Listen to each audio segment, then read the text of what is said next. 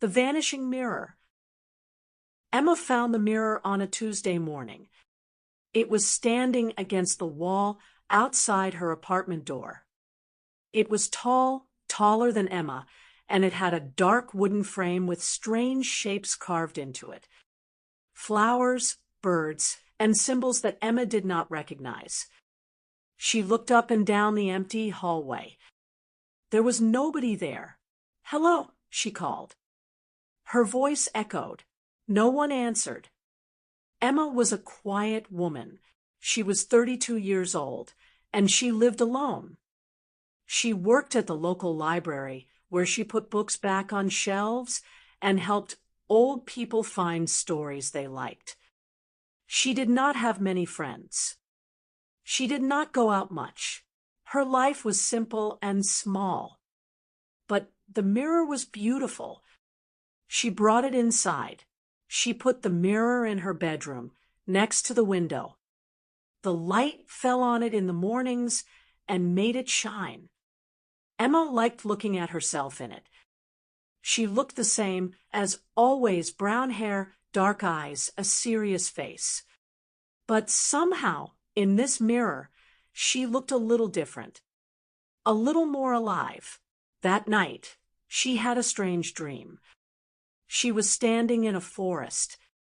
The trees were tall and black. The sky was purple. There was no wind, but she could hear a sound, soft like music, but not quite music. She walked forward. She did not know why. She just walked. Then she woke up. She sat up in bed and looked at the mirror. In the early morning light, she thought she saw something move inside it. A shadow, a shape, but then it was gone. "I am tired," she told herself. That is all. The next evening, Emma came home from work and stopped in the doorway of her bedroom. The mirror had moved. It was not next to the window anymore. It was in the center of the room, facing her bed. Emma's heart beat faster. She stood very still. Had she moved it herself? She tried to remember. She was sure she had not. She walked slowly towards the mirror and looked into it. She saw her face, pale and wide-eyed. She saw her bedroom behind her, the bed, the lamp, the bookshelf. Everything was the same. But then she noticed something. In the mirror, there was a door. A small brown door in the wall behind her. Emma turned around quickly. There was no door, just the white wall. She turned back to the mirror. The door was still there, clear as anything. Emma reached out and touched the glass. It was cold, much colder than she expected. She stepped back. "This is not possible," she whispered. She did not sleep well that night. She lay in bed and watched the mirror in the darkness. Once, just before 3 in the morning, she saw a soft golden light come from inside it. It lasted only a second, then it was gone. In the morning, she called her friend Sarah. "There is something wrong with my mirror," Emma said. "What do you mean?" Sarah asked. "It moves by itself, and it shows things that are not there." There was a silence. Then Sarah laughed. "Emma, you are working too hard. Come to dinner on Saturday. You need to go out more." Emma thanked her and put down the phone. She felt alone. She went to work. She put books back on shelves. She helped an old man find a book about roses. She tried to think about normal things. But at lunchtime, she went to the library's oldest section, the part at the back, where the ceiling was low and the books were very old, and no one went very often. She was looking for something, though she was not sure what. She found it in a thin, brown book with no title on the cover. It was a story about mirrors. Old mirrors, made in another time, in another place. The book said that some mirrors were not just for looking. Some mirrors were doors.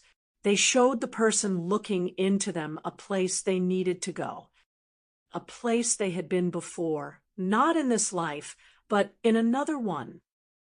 Emma closed the book slowly. Her hands were shaking. That evening, she stood in front of the mirror for a long time. The door was there again, small and brown, in the wall that did not exist. Emma looked at it. She thought about her life, her quiet apartment, her small routines, her empty weekends. She thought about the dream with the dark trees and the purple sky. She thought about the music that was not quite music. She put her hand on the glass. This time it was not cold. It was warm, like a hand holding hers. Emma closed her eyes. She took a breath. She stepped forward. She was in the forest. The trees were tall and black, just like in her dream. The sky was deep purple, with a moon that was too large and too close. The ground under her feet was soft, like moss. Emma looked around. She was not afraid, and that surprised her. She felt, instead, a strange feeling of coming home, as if she had been here before many times. She walked forward. The music came again, soft and low from somewhere in the trees. She followed it. After a while, she came to a small house. Light came from its window. The door was brown, small and brown, just like the door in the mirror. She knocked. The door opened. Inside, there was a woman. She was old, very old, with white hair and bright, dark eyes. She looked at Emma and smiled. "You are late," the old woman said. "I have been waiting." "Waiting for me?" Emma asked. "For many years." The old woman moved back from the door. "Come in. I will explain everything." Emma went inside. The house was small and warm. There were candles on every surface. There were plants on the windowsill and books on every shelf. It smelled of wood and tea and something sweet. The old woman sat down. Emma sat across from her. "The mirror belonged to your grandmother," the old woman said. "And her grandmother before her.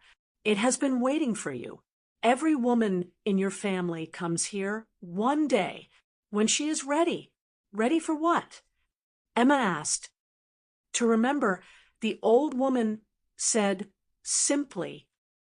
Emma did not understand, but she also felt, deep inside her, that she did just a little, as if the word remember was a key, and somewhere inside her there was a door it could open. "What do I need to remember?" she asked. The old woman smiled. She stood up slowly and went to a shelf. She took down a small box and brought it to Emma. Emma opened it. Inside was a mirror, very small, no bigger than her hand, with the same dark wooden frame, the same carved shapes. Emma looked into it. She saw herself, but not as she was now. She saw herself as many different women, in many different times, in many different places. All the same eyes, all the same serious face, all looking back at her. Emma walked back through the forest alone. The sky was getting lighter. When she reached the place where she had arrived, she stepped forward, and she was back in her bedroom. The mirror stood in front of her, quiet and still. Emma looked at herself in it. She looked the same. Brown hair, dark eyes, a serious face. But she was smiling. Outside, the city was waking up. She could hear cars, birds, the sound of the world beginning its day. Emma got dressed, made herself tea, and sat by the window. She did not feel alone anymore. She did not know exactly what she had remembered. She could not put it into words, but she felt it warm and solid somewhere in her chest, like something lost had been found, like a long question had, at last, found its answer. She looked at the mirror one more time before she left for work. "Thank you," she said quietly. The mirror was still, but just for a moment, just the smallest moment, she thought she saw it shine.